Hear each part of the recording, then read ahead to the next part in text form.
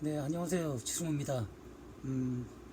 얼마 전 성재준 TV를 보니까, 거기서 2주 전에 7월 22일에 충격 사생활 폭로 김어준 끝났다라는 제목으로 영상이 하나 올라왔더라고요. 거기 이제 지금 벌써 조회수가 30만이 지금 넘었던데, 물론 이제 성재준 님이, 뭐, 좀 유명인들에 대한 비판적인 영상도 많이 찍고, 보통 보면 충격, 뭐 공포, 폭로 이런 키워드로 이렇게 방송을 많이 하시던데, 실제로 그걸 보면 내용 자체가 그렇게 충격적이지 않은 경우도 많았던 것 같고, 이 내용도 김어준 끝났다라고 단정을 지으셨지만, 사실 김어준이 이 사안으로 끝날 것 같다는 생각이 들지는 않습니다. 거기서 이제 두 가지 사례를 들었는데, 한 가지는 이제 김부선님이 폭로한 부분을 가지고 얘기를 한 건데, 그건 이제 김부선님이 아주 오래전에 김어준으로부터 들었다고 일방적으로 주장한 거기 때문에, 그 부분에 대해서는 제가 진위 여부를 알 수 없기 때문에 얘기를 할 수는 없고요.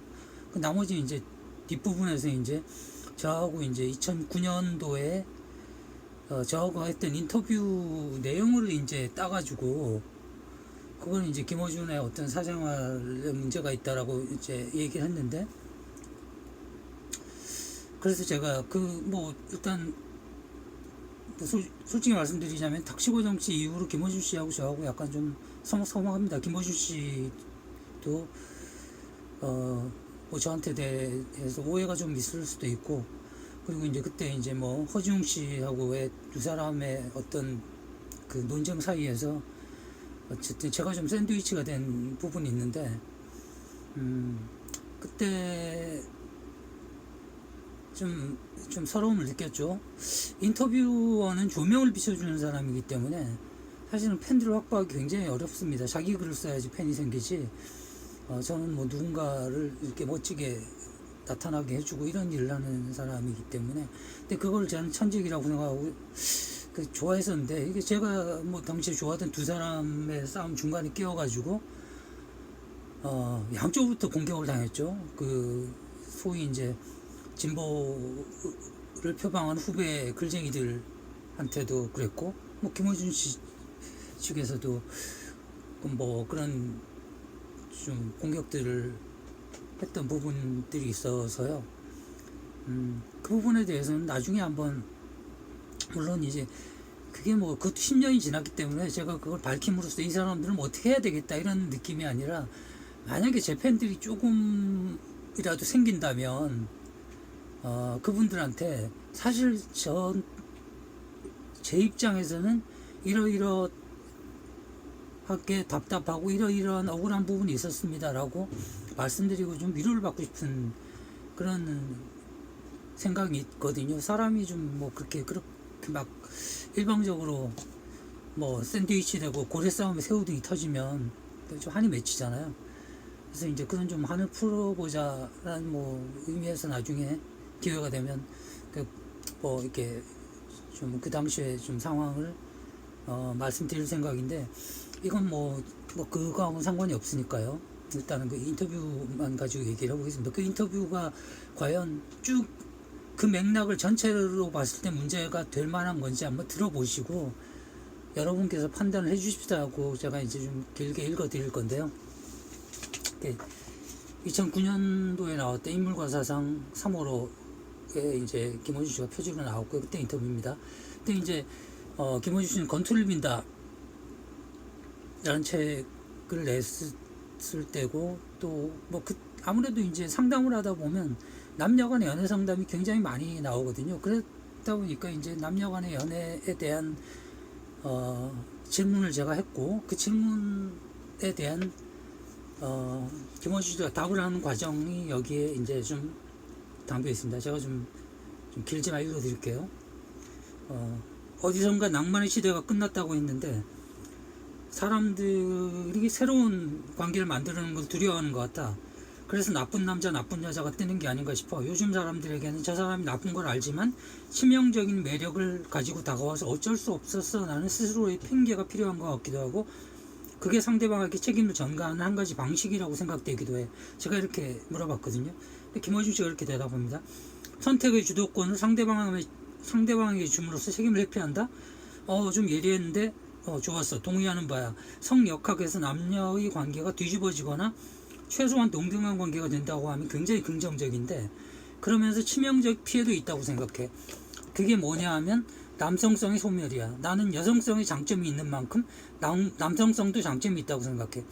지금까지 남성성이라는 것이 사실은 보장된 가부장 구조 아래에서 굉장히 폭력적으로 드러나서 그렇지, 남성성이라는 것도 나름 매력이 있는 거거든. 뭐라고 표현해야, 과묵한 열정이라고 치자고, 혹은 세련된 돼지, 섬세한 공, 그런 남성성의 매력도 실제로 있다고. 틀림없이 성역학이 해체되고 급속하게 남자들이 여성화되면서 자기 권력을 잃고 찌질해지기 시작했어. 예를 들어서 과거에는 이 남자가 저를 좋아하는 걸까요? 라고 여자들의 질문이 많았어. 그런데 요즘에는 남자들이 저 여자가 나를 좋아하는 걸까요? 라고 고민을 해. 왜냐하면 과거의 남자들은 들이대는 것은 남자의 몫이라고 생각했어요. 상처는 남자의 몫, 자존심은 여자의 몫이라고 생각한 거지.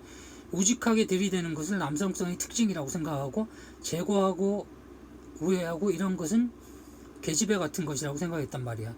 그로 인해서 상처를 안 받는 것이 아니라 상처를 받더라도 그게 남자의 몫이라고 생각했단 말이지.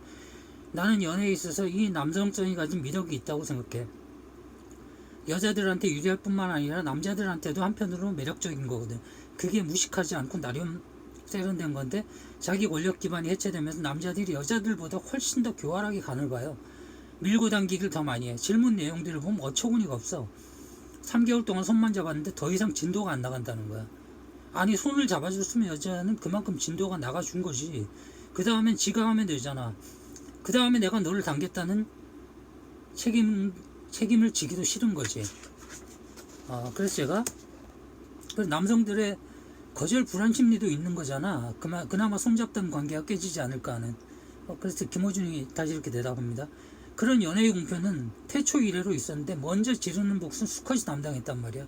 그 리스크를 남자들이 감당하다가 이제는 내려놓고 간을 보는데, 애초 여성성이 가지고 있는 조심스러움의 차원이 아니라 얘네들이 원래 그런 종자들이 아니다 보니까 교활해지고 비열해지더라는 거야. 최근에 연애가 찌질해지는 건 남자의 책임이 대부분이라고.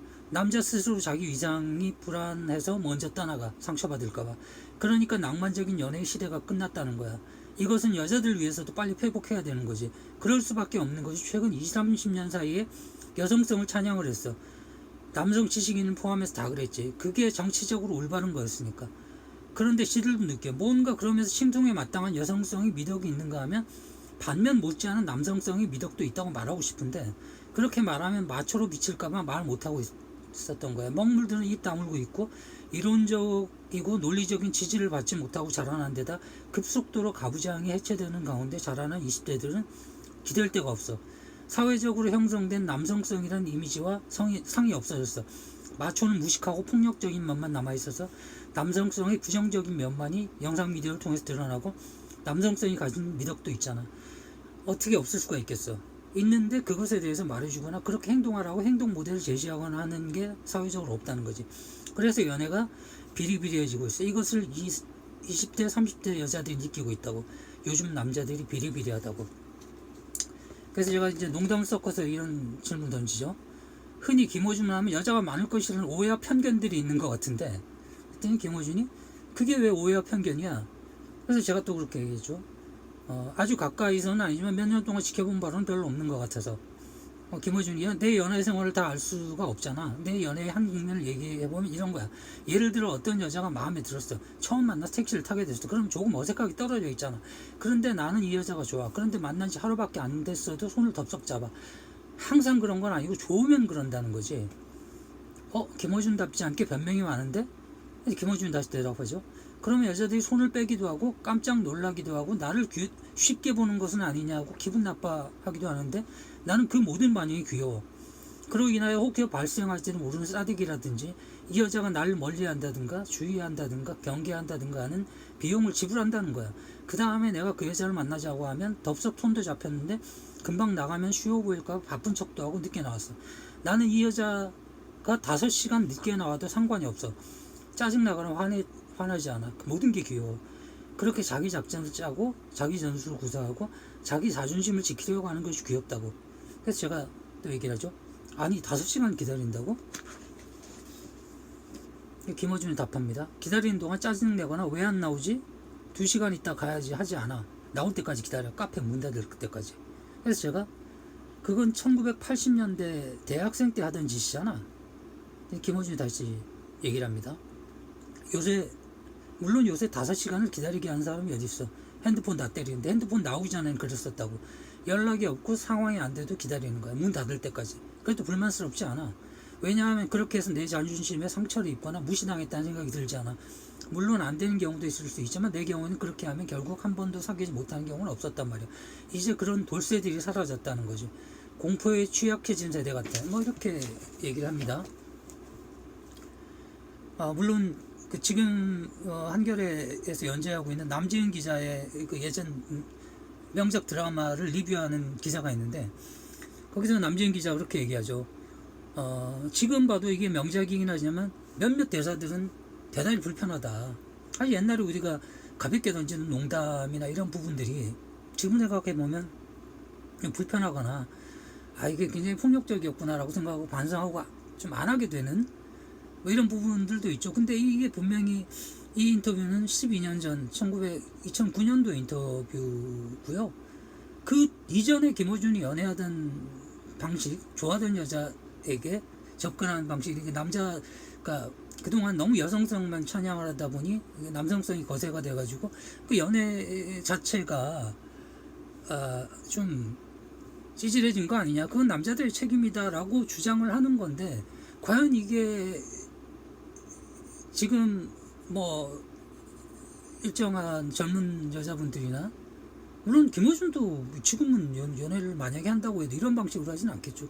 근데 이제 어쨌든 젊은 여성분들이 볼 때는 좀 불편할 수 있으나, 그냥 이거 한 번쯤은 이런 주장을 하는 사람도 있고 이런 주장을 듣고 한번 뭐 이렇게 생각해 볼 수도 있지 않냐? 남자 역할에 대해서도 남자들이 그동안 너무 이제 남성성이 거세되고 이러면서 어떻게 보면 남자의 장점이 있을 수도 있는데, 그런 부분에서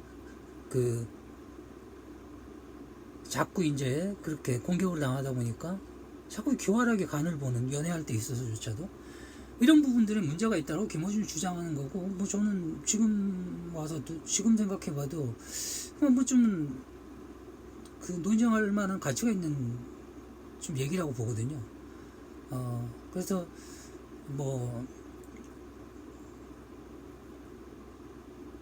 이게 일단은 지금